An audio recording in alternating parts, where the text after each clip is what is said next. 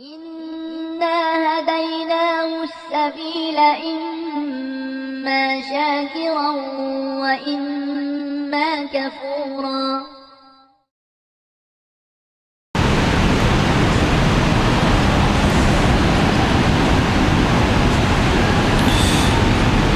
السلام عليكم ورحمة الله وبركاته. إن الحمد لله نحمده ونستعينه ونستغفره ونعوذ بالله من شرور أنفسنا ومن سيئات أعمالنا. من يهده الله فلا مضل له ومن يضلل فلا هادي له. أشهد أن لا إله إلا الله وحده لا شريك له وأشهد أن محمدا عبده ورسوله لا نبي بعده. اللهم صل على نبينا محمد وعلى آله وصحبه وسلم أجمعين. أما بعد. Puji serta syukur marilah kita panjatkan kehadirat Allah Subhanahu wa taala atas rahmat serta taufik kepada kita bersama. Alhamdulillah, Allah karuniakan nikmat kasih sayang, terutama ketetapan iman, kesehatan dan istiqomah di dalam amal soleh. Mudah-mudahan Allah Subhanahu wa ta'ala senantiasa menjaga hingga akhir masa hayat kita. Amin ya rabbal alamin. Salawat serta salam mari pula kita sampaikan kepada Nabi Allah Muhammad sallallahu alaihi wasallam, keluarga, para sahabat serta seluruh umatnya hingga akhir zaman. Hadirin rahimakumullah, satu buah ayat untuk kita tadabbur agar senantiasa kita memiliki harapan, optimisme yang begitu kuat di hadapan Allah Subhanahu wa taala. Surat Al-Hijr ayat 201. A'udzu billahi minasyaitonir rajim. Wa in min syai'in illa 'indana khazainuh وَمَا نُنَزِّلُهُ إِلَّا بِقَدَرٍ مَعْلُومٍ. وَإِن مِّن شَيْءٍ, dan tidak ada adalah kalimat penafian. Min syai'in, sekecil apapun. Min sudah menunjukkan sedikit, syai'in dalam bentuk nakirat juga, yang terkecil sekalipun. Wa in min syai'in, Allah tiadakan, Allah nafikan. Allah Subhanahu wa ta'ala tegaskan bahwa tidak ada sekecil apapun. Harapan kita, sesuatu yang kita cita-citakan, sesuatu yang kita berharap, sekecil apapun, illa indana, kecuali itu ada pada sisi kami. Khazainuhu, yaitu tempat penyimpanannya. Khazinah atau khazain itu artinya adalah tempat penyimpanan barang yang mahal. Kalau boleh kita bahasakan, brankas biasanya digunakan untuk menyimpan barang-barang mahal.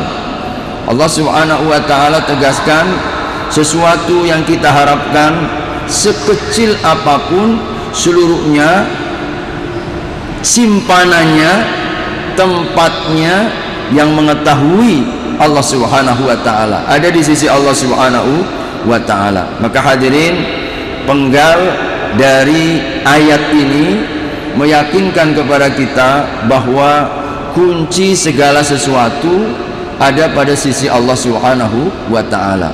Dalam ayat yang lain diungkapkan, lahu maqalidus samawati wal ard, miliknya Allah Subhanahu wa ta'ala semua kunci-kuncinya. Karenanya hadirin, kalau kita mendapatkan satu perkara yang mungkin terasa berat, mungkin tertutup, mungkin terhambat, mungkin terasa sempit, maka Allah Subhanahu wa ta'ala tegaskan, in min syai'in illa indana khazainuh, seluruhnya penyimpanannya ada pada sisi Allah Subhanahu wa ta'ala. Oleh karena itulah ayat ini menegaskan tentang keyakinan kepada kita, Allah yang memiliki solusi. Allah Subhanahu wa ta'ala tempat kita berharap, Allah Subhanahu wa ta'ala tempat kita bergantung. Sekecil apapun, bahkan Siti Aisyah radhiyallahu taala anha, beliau menegaskan, bahkan ketika kami sendal sedang copot, tali sendal yang sedang putus, maka kami berharap dan memintanya kepada Allah Subhanahu wa ta'ala. Sesederhana itu, hingga para sahabat, para keluarga Nabi Sallallahu Alaihi Wasallam memberikan contoh, mereka berharapnya hanya kepada Allah Subhanahu wa ta'ala yang memiliki tempat penyimpanannya. Oleh karenanya hadirin rahimakumullah, ayat ini mengingatkan kepada kita bahwa kunci pembuka segala masalah ada pada sisi Allah. Maka tidak layak bagi kita kalau berharap bergantung kepada selain Allah, karena ini konsekuensi dari komitmen iman kita kepada Allah Subhanahu wa ta'ala. Allah Subhanahu wa ta'ala memberikan kepada kita peluang kesempatan rehat, tenang. Tidak perlu kita terlalu memusingkan hingga sampai stres, apalagi bunuh diri.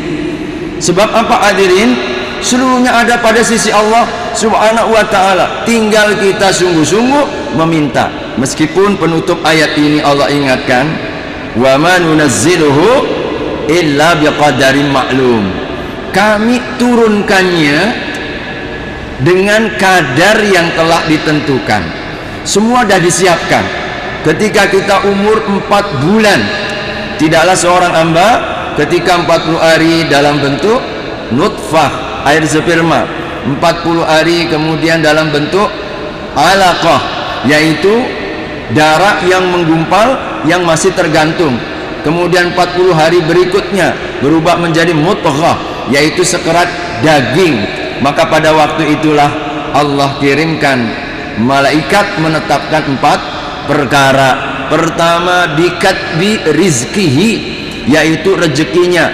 Kemudian yang kedua, wa ajalihi, ajalnya. Yang ketiga, wa amalihi, amalnya. Yang keempat, wa syaqiyun am sa'idun, dia celaka atau dia bahagia. Neraka surganya sudah ada. Allah Subhanahu wa ta'ala sudah tetapkan itu semua. Maka inilah keyakinan kita tentang qada dan qadar. Orang yang beriman dengan qada dan qadar hadirin terasa tenang, yakin kepada Allah, tidak pernah merasa takut, seluruhnya sudah ada bagiannya. Tugas kita ini adalah hadirin memintanya, berusaha, ikhtiar, melakukan yang secara syariat. Allah yang nanti menetapkan, wa ma nunazziluhu, kami yang akan menurunkannya dan tidaklah kami menurunkannya. Maka hadirin mengingatkan kepada kita bahwa solusi kita ada di langit, solusi kita ada pada sisi Allah Subhanahu wa ta'ala. Maka berharaplah sekuat tenaga, apa yang ada di sisi Allah pasti Allah Subhanahu wa ta'ala akan berikan yang terbaik. Begitulah semakin kuat kita yakinnya kepada Allah, semakin dekat kita dengan harapan-harapan dan keinginan kita hadirin. Dan kalaulah kemudian apa yang kita harapkan tidak kemudian datang, maka kita yakin di ayat ini, tidaklah kami turunkan kecuali menurut kadar yang telah ditentukan. Allah yang paling tahu urusan kita, Allah yang paling tahu kebutuhan-kebutuhan kita. Oh hambaku, saat ini kau cukuplah gajimu 50 juta misalkan, alhamdulillah, saat ini cukupmu segitu, jangan berharap lebih. Maka tapi usaha harus, Allah yang mengetahui kadarnya. Maka ayat wa ma nunazziluhu illa biqadarin ma'lum, seluruhnya ada pada sisiku, kekayaannya itu ada pada sisiku, apa yang kau harapkan ada pada sisiku, khazainuhu, tempat penyimpanannya. Tapi ingat, Allah yang punya kuasa. Aku turunkan sesuai dengan kadar yang telah ditentukan. Maklum itu artinya diketahui menurut ilmunya Allah. Di sini menanamkan kepada kita husnul dzan, menanamkan kepada kita berbaik sangka. Jangan kemudian kita merasa marah kalau usaha sudah maksimal tapi nggak seperti harapan. Orang yang beriman akan tetap husnul dzan, ya Allah ini yang terbaik, sebab yang engkau pilihkan pasti yang terbaik. Nggak pernah galau, nggak pernah resah, nggak pernah gelisah, dan tidak pernah mereka putus asa kepada Allah, apalagi marah-marah. Hadirin rahimakumullah, ada orang yang ketika sudah berusaha tapi nggak punya kekuatan iman kepada qada dan qadar ini, maka orang, apa kurangnya aku nih ya Allah? Sholat sudah, puasa sudah, baca Quran sudah, pergi ke masjid rajin, tapi kenapa ya Allah rezekiku kok sempit? Hadirin, ukuran rezeki bukan satu-satunya ukuran nilai kemuliaan kita kepada Allah Subhanahu wa ta'ala. Bahkan Allah Subhanahu wa ta'ala menjadikannya ujian orang yang beriman. Hadirin, kalau kita baca, hadirin, Imam Bukhari, siapa nggak kenal Imam Bukhari? Imam Bukhari rahimahullahu ta'ala, yang hadisnya hadis tersahih. Seluruh para ulama dari sejak zaman dulu sampai hari ini mengakuinya. Siapa yang nggak kenal Imam Bukhari? Subhanallah, beliau kalau kita melihat, hadirin, secara zohir meninggalnya dalam keadaan terzolimi, tersia-siakan.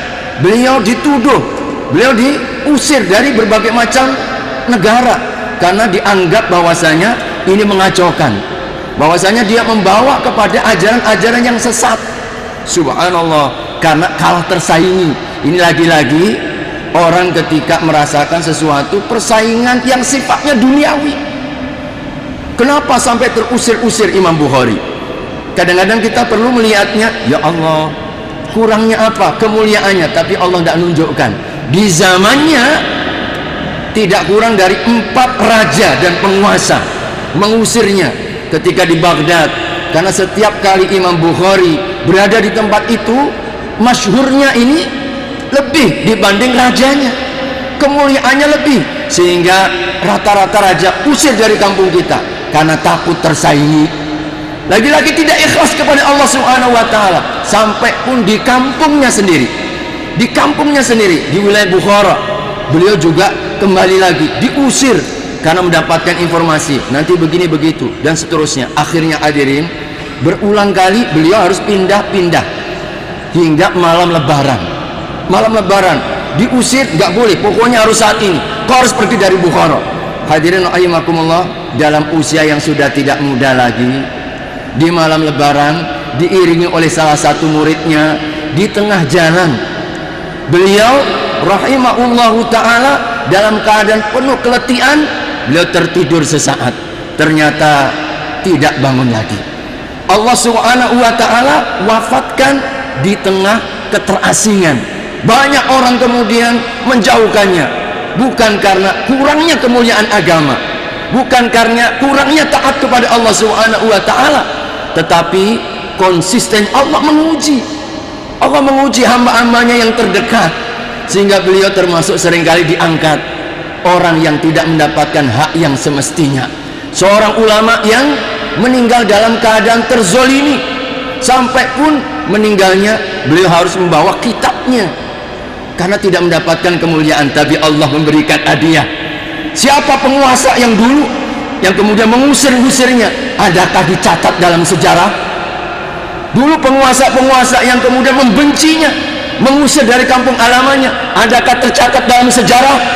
Seluruhnya hilang sirna, tidak tersisa, hanya seperti buih di lautan, tidak ada nilai dan harganya di sisi Allah Subhanahu wa ta'ala. Sedang Imam Al-Bukhari, subhanallah, setiap kali kita mengkaji, setiap kali kita terus nama beliau terungkap, masyhur di sisi Allah Subhanahu wa ta'ala. Maka jangan ukur, hadirin, ukuran kemuliaan itu dengan dunia. Kalau dunia ini menjadi ukuran, Fir'aun yang lebih mulia, Qarun yang lebih mulia. Karena hari ini banyak, seringkali kita mendapatkan keluhan atau konsultasi di antara keluarganya, di antara saudaranya, tertipu. Aku nak sholat, dah datang ini kekayaan, tak perlu aku berdoa, Masya Allah, pangkat jabatan tak pernah jatuh, datang itu rezeki dari segala pintu macam cara. Dia lupa bahwa hidup ini ujian. Hidup ini adalah ujian Allah Subhanahu wa ta'ala, bahwa kekayaan ujian. Lihat, Kalau ada orang yang dibukakan oleh Allah harta, kekayaan, pangkat jabatan tinggi, lalu semakin jauh daripada Allah Subhanahu wa taala. Tidak ada ketaatan yang tampak, dosa yang selalu ditumpuk. Ingat kata Nabi, fa innama istidraj, sungguh dia sedang diulur, dibiarkan oleh Allah Subhanahu wa taala. Terus kau dalam kelupaanmu, terus kau dalam dosamu, terus dalam kemaksiatanmu, hingga pada waktunya, titiknya, ketika Allah sudah memiliki batas ajal, tidak sempat taubat, tidak sempat dia kembali, tidak sempat dia kemudian perbaiki diri. Saat itulah Allah mencabut sekonyong-konyong hingga dia menjadi orang yang putus asa. Apakah kita ingin seperti itu? Tentu tidak. Maka hadirin, wa ma nunazziluhu illa biqadarin ma'lum, selalulah kita husnudzan, besar sikit Allah yang lebih mengetahui. Maka orang yang yakin tentang ayat ini selalu berharap kepada Allah, karena sekecil apapun simpanannya ada pada sisi Allah. Tinggal yang kita minta apa? Tarik dia dengan doa, perbanyak sholat dan istighfar. Itu aja. Kekayaan ada di sisi Allah itu kita tarik dengan tiga ini. Banyak doanya. Doa. Malam kemarin, malam Senin kemarin, kami sudah mengupas satu ayat, satu hadis Nabi Sallam. Kalau kita mau dibukakan oleh Allah rezeki kita, dibayar utang-utang kita, sederhana. Allahumma kfini bihalalika an haramik, wa aghnini min fadlika amman siwak. Ini doa, yakin kepada Allah Subhanahu wa taala, banyak istighfar. Insyaallah istighfar ini akan, man lazimal istighfar ja'alallahu likulli hammin faraja. Orang yang selalu mendawamkan, orang yang selalu terus menerus tidak pernah terputus daripada istighfar, ja'alallahu likulli hammin faraja. Allah akan menghilangkan setiap kegelisahan, keresahan, kegundahan, kesempitan, jalan keluar dan kelapangan. Yakin ini. Bantu dia dengan sholat, karena sholat di situ adalah salah satu yang akan mendatangkan rezeki. Wa'mur ahlaka bis sholati wastabir 'alaiha nahnu narzuquka wal 'aqibatu littaqwa. Kita mesti harus yakin. Ajarkan keluargamu, pesan Allah kepada Nabi Ismail, ajarkan keluargamu untuk konsisten melaksanakan sholat. Tanamkan, bersabar. Kenapa? Kami akan merizkikanmu. Surat Sad ini hadirin.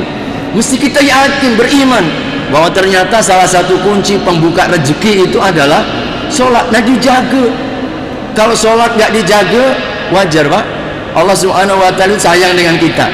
Kadang-kadang kalau kita yang diberi kesempitan, Allah sesungguhnya cinta kepada kita, agar jangan sampai macam orang tua Pak ya. Orang tua ketika mungkin anaknya sudah mulai nggak taat, terus aja kau apa yang kau mau silakan jalan, buat apa saja, sampai jatuh baru menangis pulang, minta apa, merengek-rengek. Begitulah kita kadang-kadang kalau mulai terjatuh. Allah sesungguhnya mengendaki baik agar kita kembali meminta kepada Allah Subhanahu wa ta'ala. Ingat, wa ma nunazziluhu illa biqadarin ma'lum. Rizki kita diturunkan daripada Allah, maka hanya akan turun dengan ketaatan. Itulah rizki yang berkah, tidak dengan maksiat. Dan ingat bahwasanya Allah yang menurunkan dengan kadarnya. Karenanya husnudzan kepada Allah Subhanahu wa ta'ala. Yang penting ikhtiar maksimal seperti ikhtiarnya burung. Kata Nabi sallallahu alaihi wasallam, tawakalnya seperti tawakalnya burung. Lau annakum tatawakkalun haqqa tawakkulih la razaqakum kama yarzuqut thair. Kalau kalian tawakalnya, bergantungnya seperti burung. Bagaimana tawakalnya burung? Yaghdu himasan, pagi-pagi masih kosong perutnya, wa yaruhu, sore dia sudah kenyang. Artinya usahanya keras. Tidak hanya tidur, tidak hanya menunggu, tidak hanya dia berarak saja, tapi keluar dari sarangnya. Gak cukup sejam 2 jam, dari pagi sampai sore. Ikhtiarnya dimaksimalkan. Tapi yang kedua, burung itu nggak pernah berbuat dosa. Gak ada ceritanya burung berdosa Pak. Maka kalau kita tawakalnya seperti burung, kerja kuat, lalu jangan buat dosa di sisi Allah Subhanahu wa ta'ala. Dan burung itu selalu bertasbih. Tidak ada ceritanya burung seluruhnya bertasbih. Tidak ada satupun di alam semesta ini illa yusabbihuna bihamdihi walakin la tafqahuna tasbihahum. Maka ini insya Allah yang akan mengundang rezeki kita. Mudah-mudahan Allah mengimankan kembali satu konsep dan prinsip Allah Ar-Razzaq, Allah Al-Fattah, Allah Subhanahu wa taala yang menyelesaikan segala masalah dalam kehidupan kita. Barakallahu fikum. Mudah-mudahan ada nilai manfaatnya. Kurang dan lebihnya mohon dimaafkan. Mari kita tutup dan sempurnakan dengan doa kafaratul majlis. Subhanakallahumma wa bihamdik, asyhadu an la ilaha illa anta, astaghfiruka wa atubu ilaik. Wabillahi taufiq wal hidayah. Assalamualaikum warahmatullahi wabarakatuh.